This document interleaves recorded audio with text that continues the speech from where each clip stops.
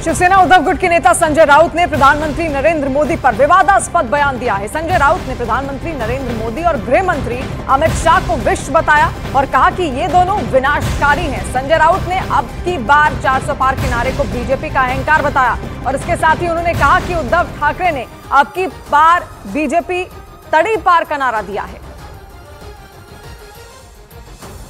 मोदी आणि शाह हेच विनाशकारी आहेत। मोदी आणि शाह हेच विष आहे आणि हे विष आता आपल्याला नष्ट केलं पाहिजे। अरे हा डुप्लिकेट माल गुजरातचा, आम्हाला नकली बोलतो। काय देतात मोदी घोषणा? 400 पार, अब की बार 400 पार। लोकशाही का तुमच्या बापाची आहे का? 400 पार हा अहंकार आहे। त्याच्यावर उद्धव साहेबांनी छान उत्तर दिलंय, अब की बार भाजपा तड़ीपार।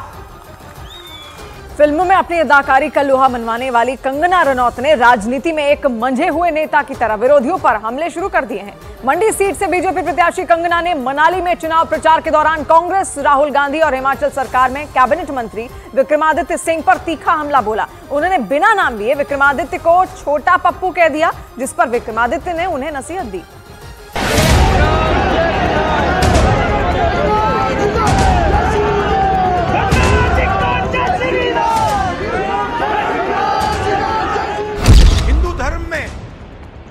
शक्ति शब्द होता है, हम शक्ति से लड़ रहे हैं। शक्ति पर राहुल गांधी का ये बयान कांग्रेस के गले की फांस बन गया है, जिसे बीजेपी इतना कसकर रखना चाहती है कि कांग्रेस की चुनावी चाल बेपटरी हो जाए और बीजेपी का मिशन 400 आसानी से पूरा हो जाए। पीएम मोदी, अमित शाह और जेपी नड्डा समेत बीजेपी के तमाम नेताओं के साथ अब कंगना रनौत भी राहुल के शक्ति वाले बयान पर कांग्रेस को घेरने में जुट गई हैं। मनाली में जनसभा करने पहुंची बीजेपी प्रत्याशी कंगना रनौत ने सधे और मजे हुए अंदाज में कांग्रेस पर तीखा पलटवार किया। आप इससे उम्मीद ही क्या कर सकते हैं जब इसका सीनियर बड़ा पप्पू कहता है कि हमें शक्ति का विनाश कर देना है। जो भी हिंदू धर्म की जो शक्ति है, देवी शक्ति जो है, उसका विनाश कर देंगे। तो जब बड़ा पप्पू ऐसे बातें करता है तो छोटे पप्पू से क्या उम्मीद की जा सकती है? कंगना रनौत ने एक एक कर अपने विरोधियों को निशाने पर लिया। राहुल गांधी के बाद अगला नंबर था हिमाचल सरकार में मंत्री रहे विक्रमादित्य सिंह का। कंगना रनौत ने बिना नाम लिए उन्हें छोटा पप्पू कहा और विक्रमादित्य के बीफ वाले बयान पर उन्होंने विक्रमादित्य को चुनावी मंच से चुनौती भी दे डाली। छोटा पप्पू मुझे कहता है कि ये कलंकित है, ये अपवित्र है और इसको देवभूमि में आके पवित्र होना चाहिए।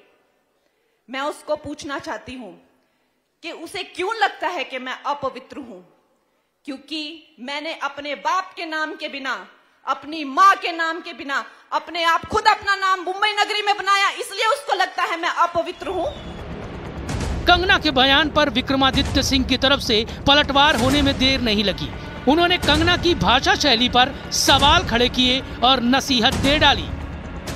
आज भारतीय जनता पार्टी की जो मंडी से प्रत्याशी है, हमारी बड़ी बहन, जिनका हम बहुत मान सम्मान करते हैं, कंगना रनौत जी, आज मनाली में थी और एक कार्यक्रम में जिस तरीके की भाषा शैली का प्रयोग उन्होंने किया है, शब्दावली का प्रयोग उन्होंने किया है, खास करके हमारे लिए, कांग्रेस पार्टी के लिए, हिमाचल प्रदेश के लिए, उसके लिए मैं उनको कोटि कोटि उनका नमन करता हूं। आज तक इस तरीके की भाषा शैली का प्रयोग हिमाचल जैसी पवित्र देवभूमि में नहीं हुआ होगा। कंगना और विक्रमादित्य के बीच जुबानी जंग जोरों पर है।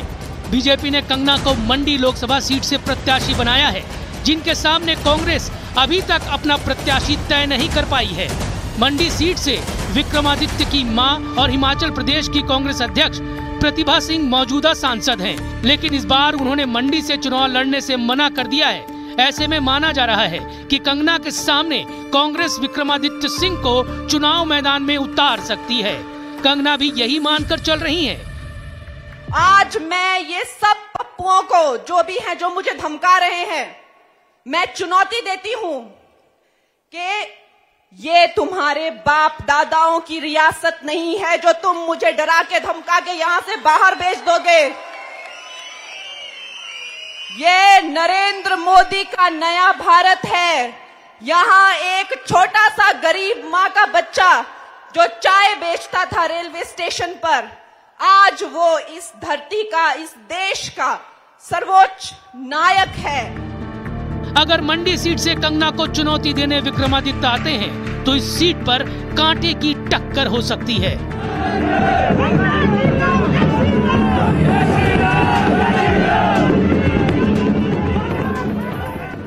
महाकोश, कच्ची घानी सरसों तेल और रिफाइंड सोयाबीन ऑयल, चुनो सही। 14 अप्रैल को अंबेडकर जयंती पर बीजेपी जारी करेगी घोषणा पत्र। पीएम मोदी, जेपी नड्डा, अमित शाह और राजनाथ सिंह भी रहेंगे मौजूद। घोषणा पत्र में ज्ञान यानी गरीब, युवा, किसान और महिलाओं पर रहेगा फोकस। प्रधानमंत्री नरेंद्र मोदी ने 7 ऑनलाइन गेमर्स से की मुलाकात। आज सुबह 9:30 बजे पूरा वीडियो प्रसारित होगा। पीएम मोदी ने गेमिंग से जुड़े कई मुद्दों पर की बात।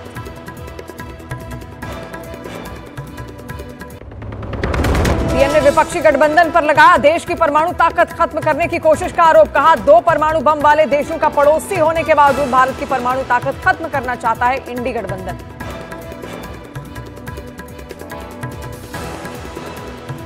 अब इंडी अलायंस का कहना है कि हम भारत के परमाणु हथियार नष्ट कर देंगे, दरिया में डुबो देंगे। ये कैसा गठबंधन है जो भारत को शक्तिहीन करना चाहता है।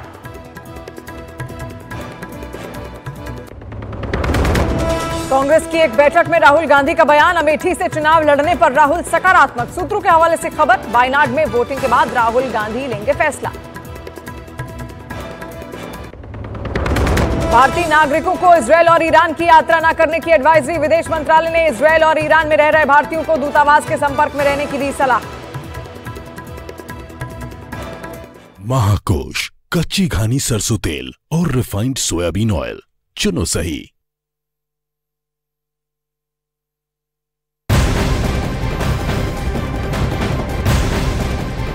और लोकसभा चुनाव से जुड़ी बड़ी खबर आपको बता दें। लोकसभा चुनाव के लिए बीजेपी 14 अप्रैल को संकल्प पत्र जारी करेगी। प्रधानमंत्री नरेंद्र मोदी, बीजेपी अध्यक्ष जेपी नड्डा, गृह मंत्री अमित शाह और रक्षा मंत्री राजनाथ सिंह की मौजूदगी में संकल्प पत्र जारी किया जाएगा। खबरों की माने तो बीजेपी के घोषणा पत्र में ज्ञान पर फोकस रहेगा, यानी बीजेपी के संकल्प पत्र में गरीब, युवा, अन्नदाता और नारियों की तरक्की का जिक्र होगा।